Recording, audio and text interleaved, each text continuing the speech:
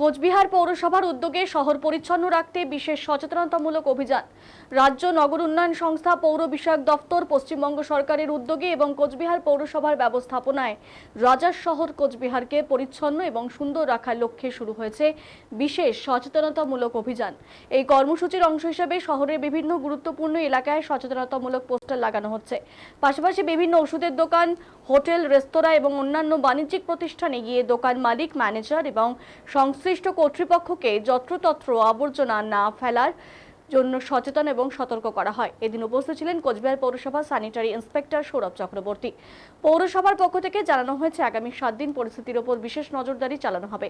এরপরও যদি কোনো ব্যক্তি বা প্রতিষ্ঠান নির্দেশিকা অমান্য করে দোকানের সামনে বা যত্রতত্র আবর্জনা ফেলে, পরিবেশ দূষণ ঘটায়, তবে প্রযোজ্য আইন অনুযায়ী 1000 টাকা থেকে সর্বোচ্চ 1 লক্ষ টাকা পর্যন্ত জরিমানা করা হতে পারে।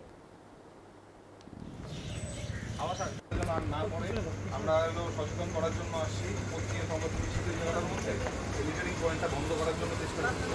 সেই জায়গাটা ফেলবেন না, কিন্তু বারবার বসতেছি যা আছে তো এইটা হলো সচেতন করার জন্য ওষুধের বাক্সগুলো আছে।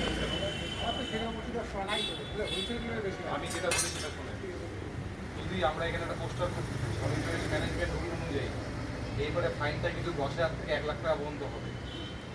আমি সতর্ক করতে আসছি, আমরা হাত জোর করে সতর্ক করতেছি, যত্রতত্র নোংরা ফেলায় রাজার শহরকে নোংরা করবেন না। এরপরে 10,000 থেকে 1 লাখ টাকা পর্যন্ত কিন্তু জরিমানা হবে। এরপরে কিন্তু টাকা দিতে গেলে কিন্তু আপনার ব্যবসায়ী হবে না, যত টাকা আপনার ফাইন হয়।